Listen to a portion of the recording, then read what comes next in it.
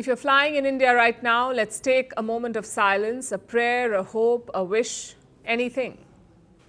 Because your flight may or may not take off. It may be delayed, it may be cancelled. And even if you do take off, you have no idea when you will land. And your luggage, well, it may not reach the destination, because right now, air travel in India is like a casino. You walk in, you place your bet, and the house always wins. But why has it come to this? What is causing this national airport meltdown? The answer, or at least a big part of it, can be summed up in one name: Indigo.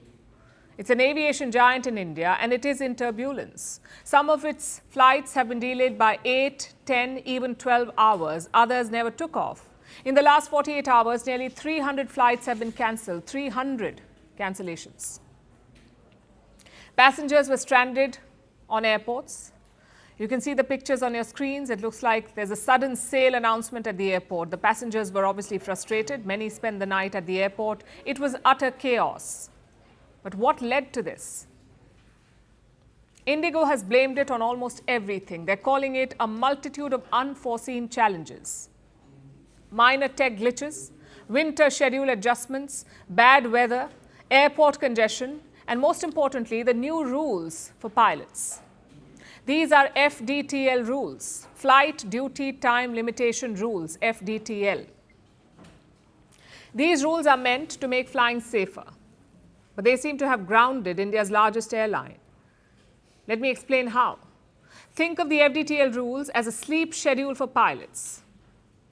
Now they're supposed to sleep longer because India's aviation regulator has changed the rules. That's the DGCA, the Directorate General of Civil Aviation. It's the national watchdog. It has made some key changes. Weekly rest has been increased from 36 hours to 48 hours for a pilot.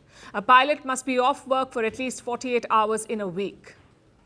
Night hours have been extended by 60 minutes. Night landings have been capped at 2 per week. Earlier there were 6. 6 were allowed. And pilot duty hours have been cut significantly.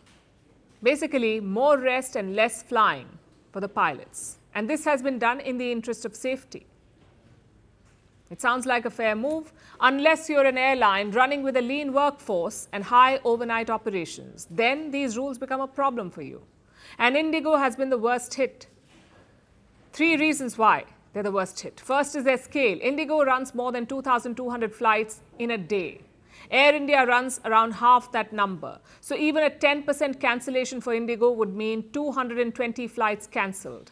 When Indigo sneezes, the entire aviation industry catches a cold. That is reason number 1. Reason 2, strategy. Indigo is the king of red-eye flights, late-night, high-frequency operations. The goal is to squeeze every last rupee of each aircraft. But the new rules do not allow that. Reason 3, staffing. Pilot associations say Indigo knew about this, but they did nothing. They froze hiring, they underestimated the impact, they maintained lean staffing, did not prep for the new rules, and even cut pilot leave quotas. The result is this wide disruption that we see. Indigo is known for its punctuality, but on Wednesday, its on-time performance dropped to 19.7%. At one point, only 1 in 5 flights took off on time. So what is India's aviation regulator doing about it? How are they going to fix this? Well, they summoned Indigo today. They asked the airline to submit a mitigation plan. And where does that leave the passengers? Because they are not exactly spoiled for choice. The Indian skies are ruled by 2 airlines, Indigo and Air India. Between them, they control over 85% of the air traffic. It's a classic duopoly, and that means when one airline collapses, the entire system collapses. Passengers have nowhere else to go. Fares of other carriers shoot up. The fact is, Air India cannot absorb the spillover because of its own fleet issues. Smaller players cannot scale overnight. So when the biggest pillar falls, the whole system crumbles. Indigo says it needs 48 hours to stabilize. The airline is cutting schedules, cancelling flights proactively, reworking crew rosters, adjusting night operations, and trying to rebuild buffer positions. Airports will remain messy for another couple of days. So what should you do as a passenger? Well, first of all, keep checking your flight status. Arrive early because the queues are long. Carry snacks, medication and chargers.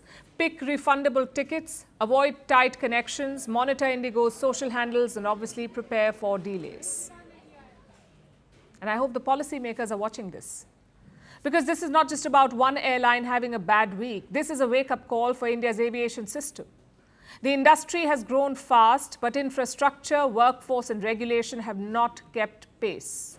So maybe this chaos is a sign that India's skies need more capacity, more competition and more preparedness.